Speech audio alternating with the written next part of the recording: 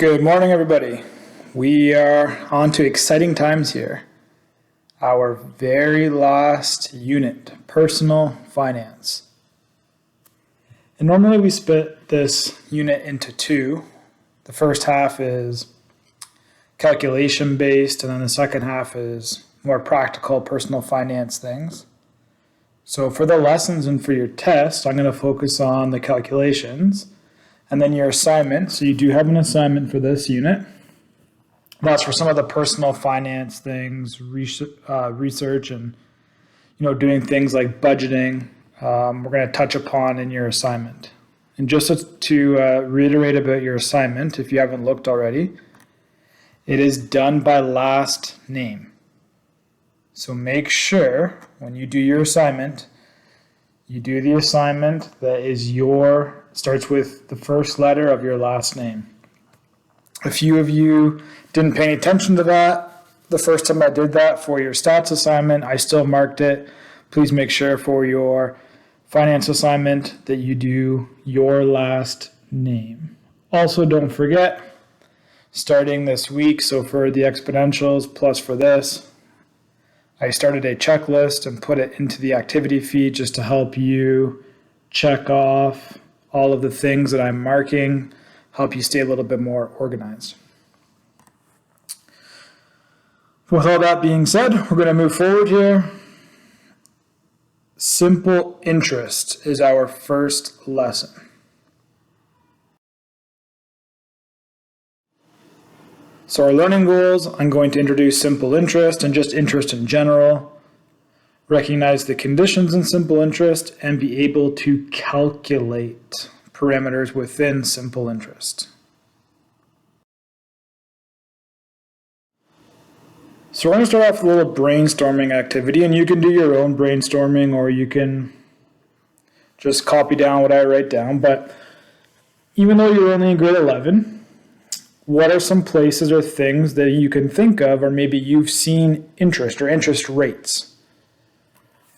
So some things that come to my mind may be things like, I don't know if you've ever seen the show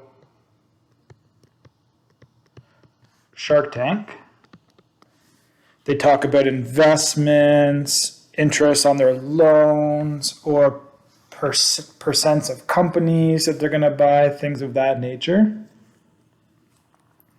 And we said another one there, loans. And that would be potentially the negative side of interest rates. So when you borrow money, so if you don't know what a loan is, you borrow money. And oftentimes there's a cost associated with borrowing money you don't have. And that's usually where you get charged interest. So you usually end up paying more than what you actually borrowed. Probably the biggest loan you'll ever get in your life, for most people, is a mortgage, which is just a fancy big word for a loan for a house done by a bank or a private lender. And this can be both good and bad. So yes, you're going to end up paying way more money than what you bought your house for, but real estate is often an appreciable asset over time, especially the longer you hold it. So usually your house, if it's kept up, long term will be worth more than what you ended up buying it for.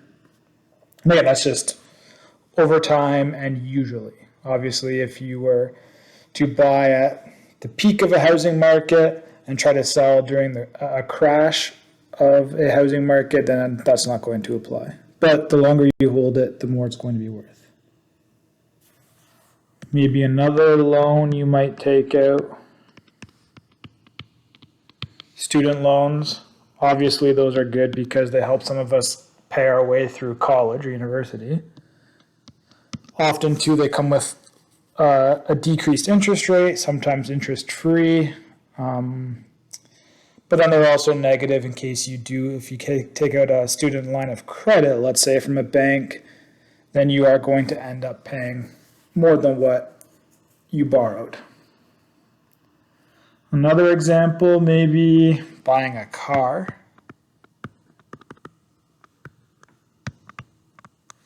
Maybe you're fortunate enough to have enough money to walk into a car dealership, whether you're buying new or used, and walk onto the lot and pay cash for a car. Most of us, myself included, cannot. So you're probably going to have to take out a loan.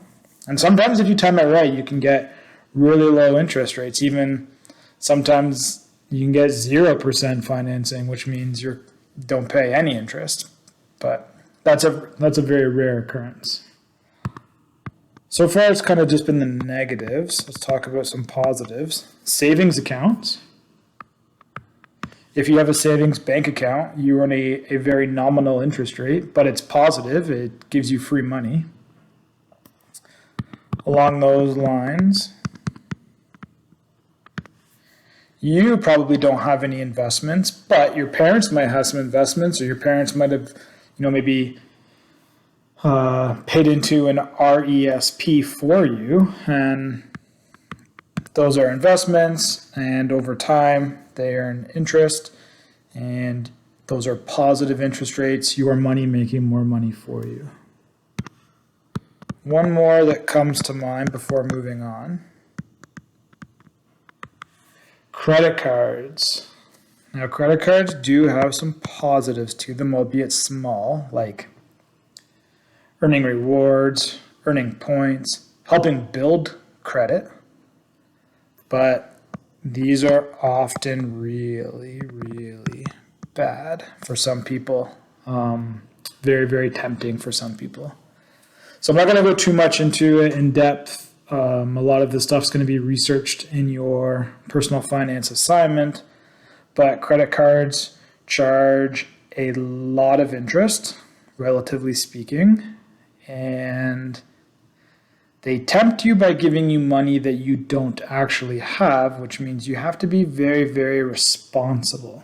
I'm just going to leave it at that. So that's a good kind of opening to interest rates.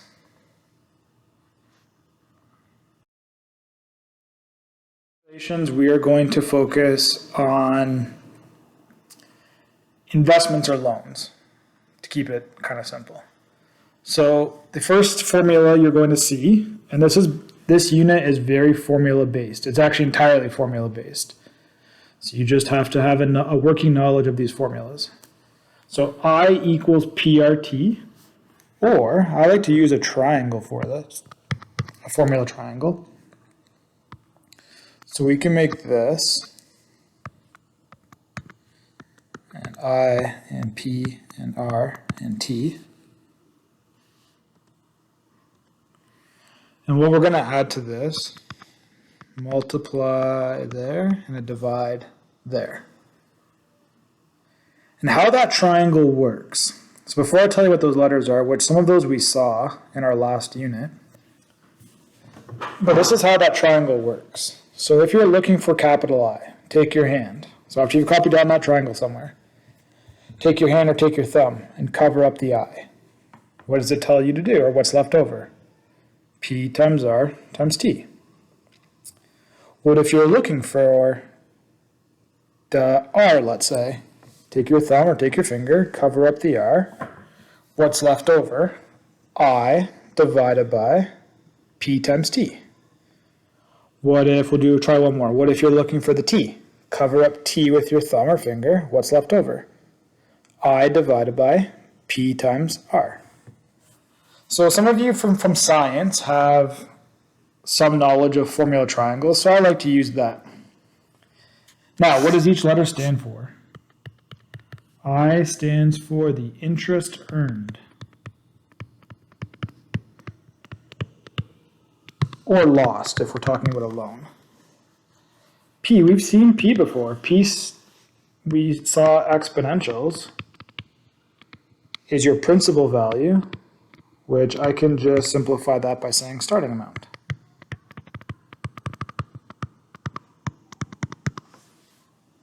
R, we also saw that in exponentials. This is your interest rate. And exponentials, it was your growth or decay rate. And remember, this has to be as a decimal. Cannot be a percentage.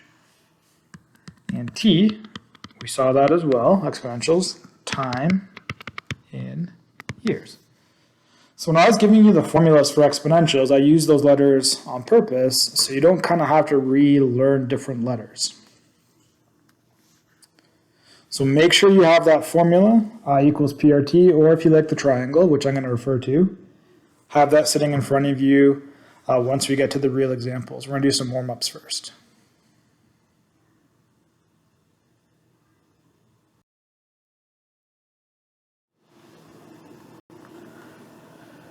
So some key definitions. Simple interest is the money paid on a loan or investment. It's calculated only on the original principal.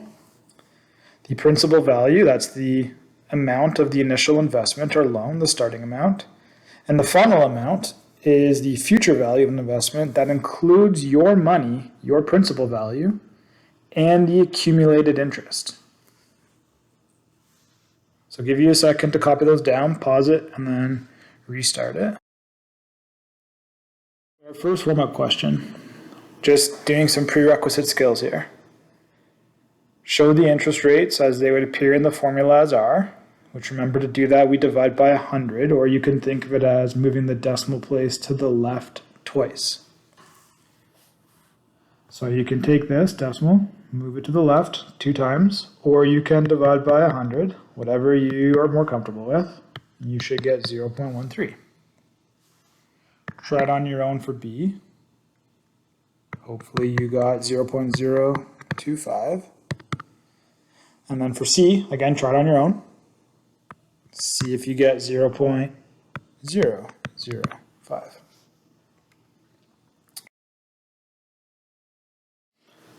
Example number 2. Express the following lengths of time in years. So T always has to be in years. 24 months. How many years is that? Well, how many months are there in a year? 12, so do 24 divided by 12 is 2. 8 months divided by 12, because there's 12 months in a year. Now that's going to be a nasty decimal, and especially when you're dealing with people's money, you don't want to round. Rounding doesn't matter on, like, say, a $10 investment or loan, but on a $10 million investment or loan, rounding is costing people money, lots of it. So you're going to have to gain some comfort with fractions for this unit. So if you have your ABC button on your calculator, like we worked with in the face-to-face learning, type in 8 ABC 12, and you should get that is 2/3 of a year. 14 weeks. How many weeks are there in a year? If you don't know, that's okay. 52. And again, it's not a nice decimal, and we don't want to round. So that would be 7/26 of a year. Days. How many days are there in a year? Hopefully you're thinking 365. That does not reduce very nicely. So we're just going to leave it as 82 365ths of a year. Make sure, and again, you might be laughing, but there's definitely someone sitting out there right now, at least one of you, that doesn't know how many months, weeks, or days there are in a year. So make sure you know those things. Our first real example. Calculate how much interest is earned if $2,000 is invested at 4% simple interest.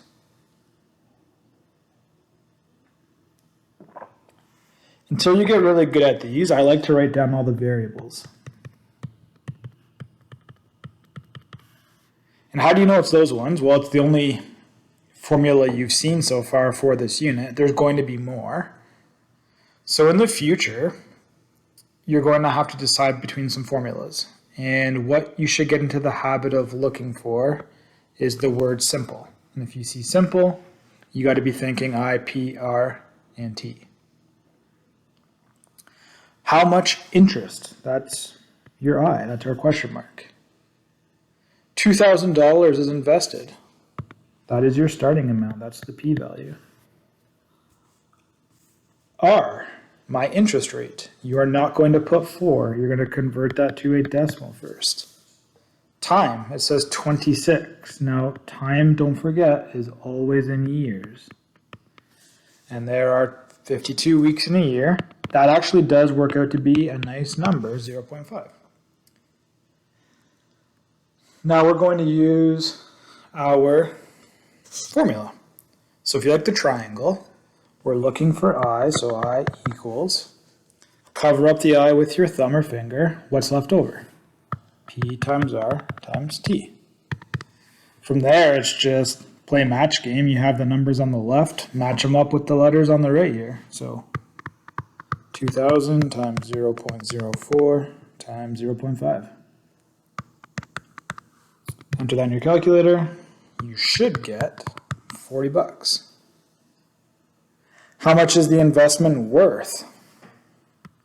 So this is asking you for the final amount. It's not just worth 40 bucks. That's how much you earned for free. So remember, the final amount is your own money plus how much you earned. Or if it was a loan, how much you were loaned plus the interest. Well, I put 2,000 of my own money in. This investment paid me 40 bucks. So at the end of the day, I got $2,040. And don't forget, therefore statements. Next example, what principal is needed to have $500 in interest in 2 years invested at 2.5% simple interest? Again, get in the habit of looking for this word, and that tells you to use these.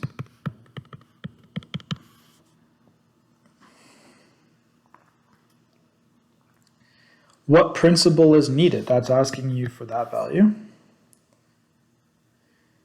You earned $500 in interest. That's I. Our interest rate has a decimal, 0.025. Remember, divide by 100, or move the decimal place to the left twice. Time, 2 years. Using our triangle, we're looking for P. Cover it up. What is it tied to do? I divided by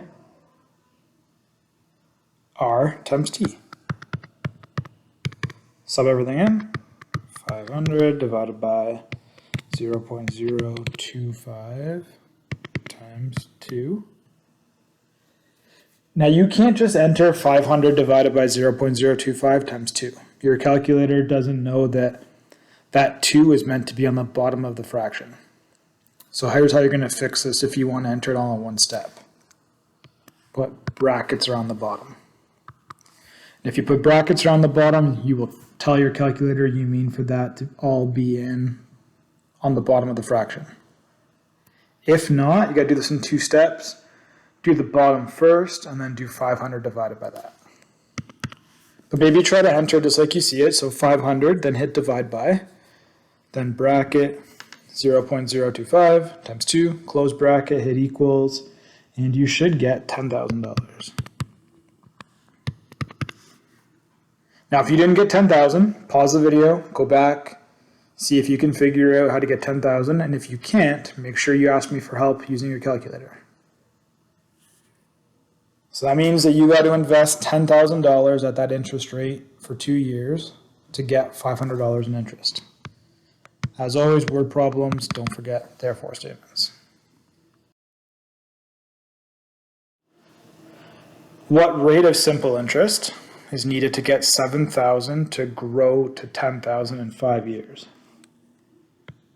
See the word simple, I'm using these. It's asking you for the rate, that's R. We know the time is 5. Now this one's got a little bit of a trick to it. So I'm going to focus on this. So we want to know what interest rate will get us from 7,000 to 10,000. Meaning we are starting at 7,000. That's my P. And we want to get to 10,000. Now the common mistake here someone's thinking or going to tell me that the I is 10,000. I like where your head's at, except we gotta do one little minor calculation. Maybe you're thinking about it now. I need to get this to grow to that. So I want to start with 7,000, and at the end of the day, I want to walk away with 10.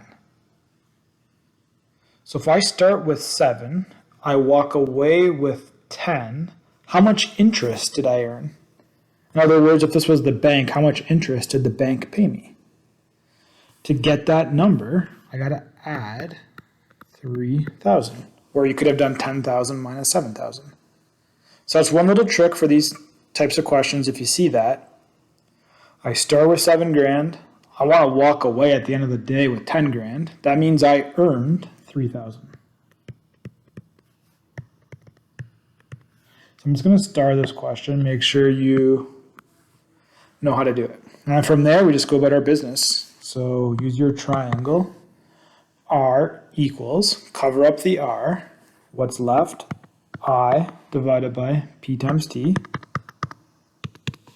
So 3,000 divided by 7,000 times 5.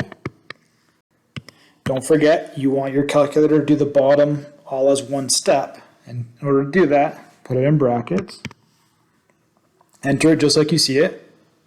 3,000 divided by 7,000 times 5 in brackets. And you should get 0.085. And since interest rates are quoted as percentages, we're going to convert that back to a percent by multiplying by 100, which means R equals 8.5%. And don't forget your therefore statement. So again, I've started. Make sure you've started highlighted it. Come back to this question.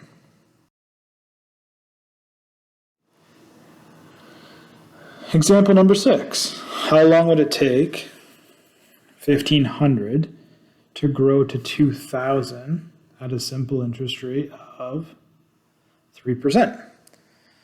So we see simple. Our mind has to go to this from now on. How long? That's asking you for time. We know the interest rate's 3%, which has a decimal, 0.03. And then we see this question again, 1,500 to grow to 2,000. That means we start with 1,500. And I want to get it to 2,000. I want to go from here to here. So it doesn't mean I earn 2,000 in interest. I earn that difference. So how much money do I need to get 1,500 to 2,000? Well, I got to add 500 to that, which means my interest that I earned, $500. Hopefully now the second time you've seen it, it makes sense if it didn't make sense the last time. And then use our formula. Cover up the T with your finger or thumb. What's left over? I divided by P times R. Plug and play all your numbers. 500 divided by 1,500 times 0.03. Don't forget that's in brackets. Enter that into your calculator just like you see it. And you should get 11.1 years. So it'll take you slightly over 11 years to get 1,500 to grow to 2,000 under those conditions. And don't forget your therefore statement.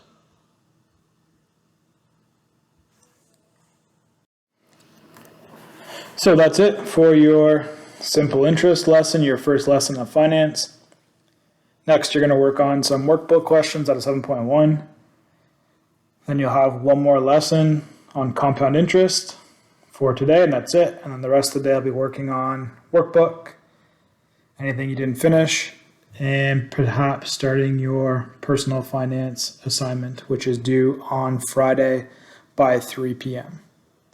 And one thing I just want to make note of while you're here, because the course content ends technically on Friday, and then the following Monday and Tuesday, whether we're in class or not, the 25th and 26th, those are CCA days, that pretty much is an absolute deadline. So for me to be able to get things marked and give you a mark back kind of in a good time period before you finish the course. I do need those assignments to be handed in by 3 o'clock on Friday. And if for some reason you are unable to, you need to let me know as soon as possible so we can work out an alternative deadline. But if I don't hear from you, I'm going to assume that it's going to come in on time, and if it's not there, unfortunately, it's going to be a 0. But we don't have to worry about that. Everyone's going to do their assignment, I'm sure, hand it on time, and do awesome on it. So we'll talk soon during the next video lesson, and you'll be learning about your second of 3 formulas for this unit.